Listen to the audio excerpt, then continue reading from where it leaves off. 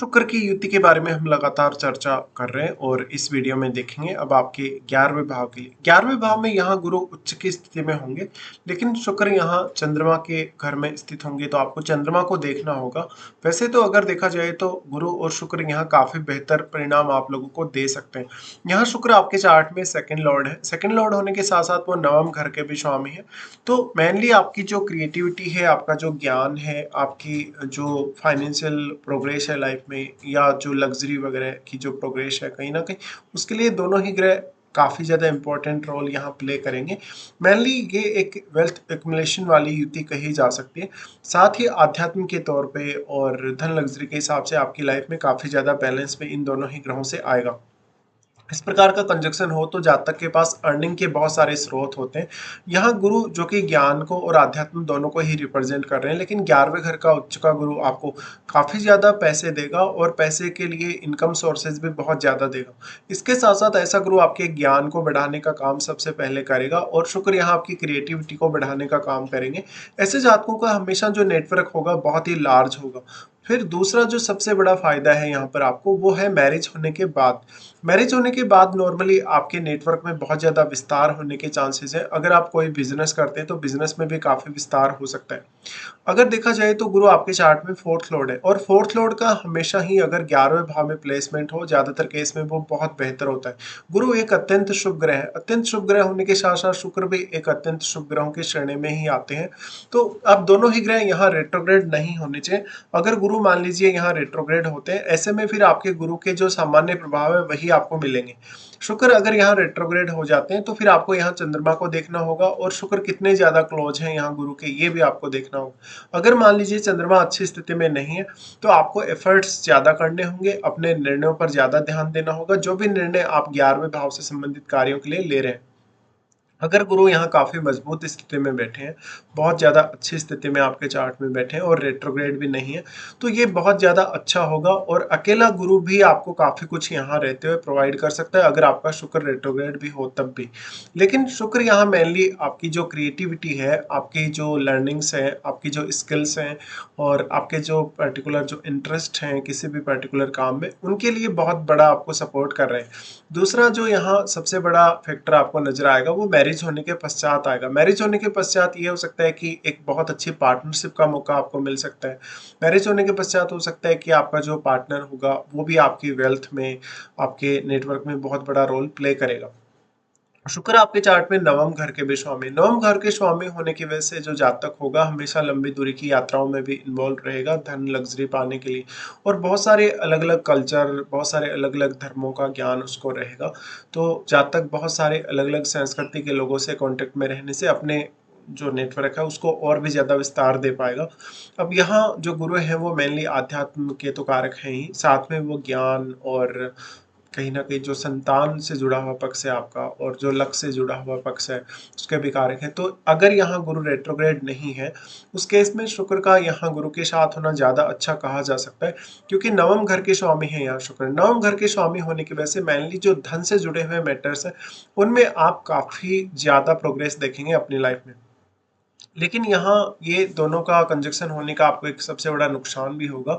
अगर आपने किसी को फाइनेंशियली सपोर्ट किया है या आप करना चाहते हैं तो आपको ये सब ध्यान में रखना होगा कि जो सामने वाला व्यक्ति है वो आपके पैसे रिटर्न नहीं करेगा, या जो भी सपोर्ट आप सामने वाले को कर रहे हैं वैसा सपोर्ट सामने वाला आपको नहीं करेगा। तो यहाँ ये सब आपको ध्यान रखना है। उसके साथ साथ आपकी जो एजुकेशन है, आप कितना ज़्यादा अपने स्किल्स को प्रयोग कर सकते हैं किसी भी पर्टिकुलर काम के लिए, और कितना ज़्यादा आप अपने पार्टनर से यहाँ सपोर्ट एक्सपेक्ट कर रहे हैं। क्योंकि गुरु शुक्र के साथ होते हुए गुरु सेवंथ लॉर्ड है और फोर्थ लॉर्ड है, तो आपके जो पार्टनर का रोल है वो आपकी फैमिली में और आपकी लाइफ स्टाइल में भी काफ़ी ज़्यादा बढ़ जाता है। इसके साथ ही आपका कोई बिजनेस भी हो या कोई भी आपकी पार्टनरशिप जो आपको करनी हो, उस केस में भी आपके लिए पार्टनर का रोल बहुत अहम होगा। हालांकि इसके लिए आपको सप्तम भाव में बैठे हुए ग्रह को भी देखना होगा। सप्तम भाव में राहु या केतु जैसा ग्रह हो तो आप वो सब एक्सपेक्ट नहीं कर सकते जो आप इस कंजक्शन से चाहते हैं। कहीं ना कहीं कुछ ना कुछ कमी या अधिकता जरूर आपको देखने को मिलेगी। अब अगर देखा जाए तो जो शुक्र है वो क्योंकि सेकंड लॉर्ड है, सेकंड लॉर्ड होते हुए यहाँ शुक्र आपकी जो वाणी से रिलेटेड क्रिएटिविटी है, जो वाणी से रिलेटेड आपकी कोई भी स्किल है, उसको लेकर आपको काफी नेम फेम दे सकते हैं। गुरु शुक्र यहाँ जितने ज्यादा क्लोज होंगे उतना ही ज्यादा आपकी लाइफ में बैलेंस होगा। इवन मैरिज के बाद भी ये बैलेंस बरकरार रहेगा। लेकिन अगर शनि या राहु केतु जैसे ग्रह का प्रभाव गुरु और शुक्र पर हो तो आपको फिर उस हिसाब से विचार करना होगा। नॉर्मली यहाँ अगर राहु का प्रभाव है तो राहु के प्रभाव से दोनों ही ग्रह काफी एम्पलीफाई होंगे। जो भी ग्रह इनमें से रेट्रोग्रेड होगा वो ज्यादा एम्पलीफाई होगा, लेकिन आपको उस ग्रह से संबंधित कुछ डिससेटिस्फेक्शन अवश्य रहेंगे।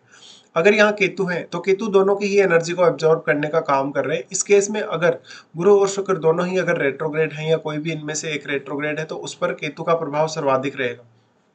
इसके साथ साथ अब आपके चार्ट में जो चंद्रमा है, चंद्रमा वास्तव में अच्छी स्थिति में है या नहीं है। चंद्रमा आपके लगन में, आपके सेकंड हाउस में या फोर्थ हाउस में, यानी जहां भी आपके चंद्रमा बैठे हैं उनकी वास्तविक स्थिति को देखिएगा वो कैसी स्थिति में है।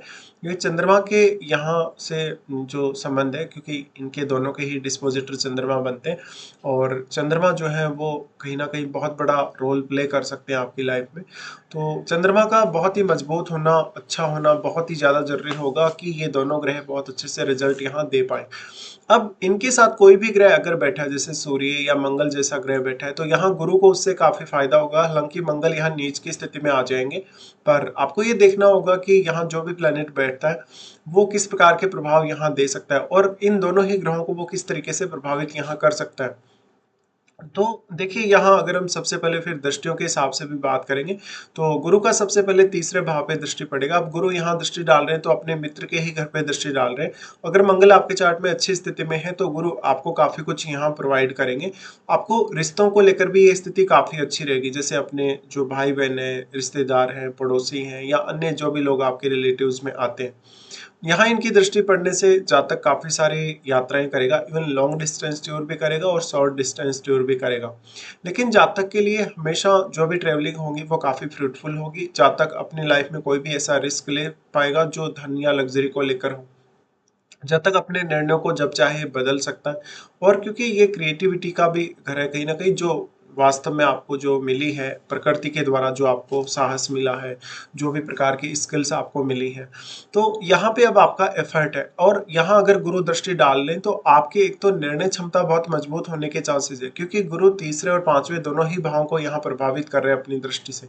इसलिए इस बात की संभावना बहुत अधिक है कि आप कोई भी रिस्क की कंडीशन में भी अपना साहस नहीं खोएंगे। और यहाँ अगर मंगल भी मजबूत हो तो आपके लिए और भी ज्यादा इजी रहेगा किसी भी पर्टिकुलर काम को करना।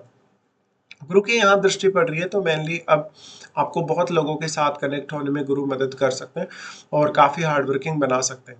हमेशा आपको यहाँ अपना ज्ञान और अपनी बुद्धिमत्ता का सही प्रयोग करना चाहिए। अब यहाँ जो भी प्लेनेट होगा, अगर कोई यहाँ फायरी प्लेनेट बैठता है तो वो आपको ज्यादा हेल्प कर सकेगा किसी भी पर्टिकुलर काम को करने के लिए।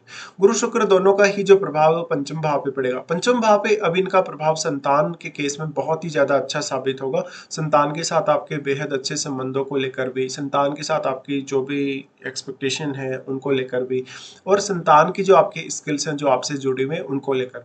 यहाँ आपकी एजुकेशन, आपके अन्य मामले जो भी संतान से जुड़े हैं, आपकी खुद की क्रिएटिविटी, आपके खुद के स्किल्स से जुड़े हुए जितने भी मैटर हैं उनके लिए दोनों का ही दृष्टि बहुत इंपॉर्टेंट होगा, साथ ही आपकी लव लाइफ के लिए भी।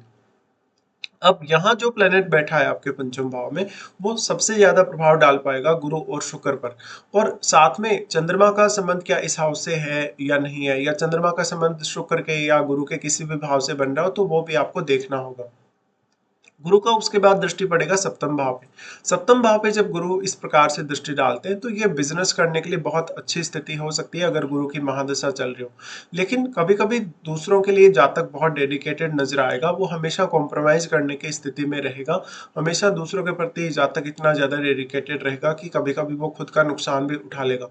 अगर चंद्रमा जैसा प्लेनेट अगर लगन में बैठा है तो इसकी संभावना और भी ज्यादा बढ़ जाएगी। तो गुरु का यहाँ जो सप्तम भाव पे दृष्टि पड़ रहा है वो कहीं ना कहीं आपकी मैरिड लाइफ के हिसाब से तो आपको काफी बेहतर परिणाम दे सकता है। और सप्तम भाव में जो भी प्लेनेट यहाँ बैठा हुआ होगा उसको गुरु काफी कंट्रोल करने का काम भी करेंगे। तो यहाँ जो प्लेनेट बैठा है वो क्योंकि आपके लगन पे दृष्टि डाल रहा है, इसलिए उस ग्रह का महत्व भी आपकी ओवरऑल लाइफ में बहुत ज्यादा है। अब यहाँ पे आप ये देखिएगा कि जो गुरु हैं वो स्त्रियों के लिए उनके हस्बैंड के कारक हैं। हस्बैंड के कारक होने के साथ-साथ जो पुरुष हैं उनके लिए शुक्र उनकी वाइफ के कारक है। तो दोनों प्लैनेट्स का ही बहुत बड़ा रोल होगा आपकी मैरिज में और मैरिज होने के बाद भी। तो ये दोनों ग्रहों का कंजक्शन ये दिखाता है कि मैरिज के बाद आप अपनी कितनी ज़्यादा एक्सपेक्टेशन जो आपको जीवन साथी से रहते हैं या अन्य लोगों से रहती है उनको पूरा कर पाएंगे। नॉर्मली हम देखें तो गुरु जो है क्योंकि वो सप्तमेश भी हैं इसलिए गुरु यहाँ ज़्यादा इंपॉर्टेंट प्लेनेट होंगे शुक्र की तुलना में अगर आप मैरिड लाइफ के हिसाब से विचार कर रहे हैं। लेकिन गुरु स्त्रियों के लिए उनके हस्बैंड के कारक हैं। हस्बैंड के कारक होने की वजह से शुक्र के साथ इस तरीके से युति कर रहे हैं गुरु। तो ऐसा हो सकता है कि आपका जो हस्बैंड है काफ़ी लग्जरी लाइफ जीने वाला, काफ़ी पैसे वाला हो सकता है और आपका विवाह होने के पश्चात आपको काफ़ी लग्जरी और धन का सुख मिलेगा। लेकिन यहाँ शुक्र साथ है गुरु के, तो आपका हस्बैंड किसी और रिलेशनशिप में हो सकता है, किसी और के साथ फ्रेंडशिप में हो सकता है या फिर आपके जो हस्बैंड होंगे उनको चाहने वाले बहुत लोग होंगे और उनका जो नेटवर्क होगा काफ़ी विशाल होगा। इसी तरीके से शुक्र को लेकर अगर हम देखेंगे तो शुक्र क्योंकि पुरुषों के केस में वो उनकी वाइफ के कारक बनते हैं। वाइफ के कारक होने की वजह से यहाँ गुरु अगर शुक्र के साथ हैं तो आपकी जो वाइफ होंगी काफ़ी इंटेलिजेंट होंगी, काफ़ी समझदार होंगी और काफ़ी ज़्यादा आपके लिए सपोर्टिव होंगी। तो देखा जाए तो यहाँ पर गुरु रूपी जो कार्य है वो एक आपका जो पार्टनर है, आपकी जो वाइफ है वो करते हुए नज़र आ सकती है आपकी लाइफ में। तो दोनों का ही कंजक्शन संतान और ओवरऑल तरीके से आपकी लाइफ को बहुत ज़्यादा बैलेंस करने का काम करेगा। अब यहाँ आपको ये देखना होगा कि गुरु या शुक्र में से किसी की भी अगर आपको महादशा है, तो वो महादशा आपको कब आ रही है और उसका कैसा-कैसा प्रभाव रह सकता है। तो इस तरीके से आपको विचार करना होगा जब भी गुरु और शुक्र का कंजक्शन आपके 11वें भाव में बनेगा।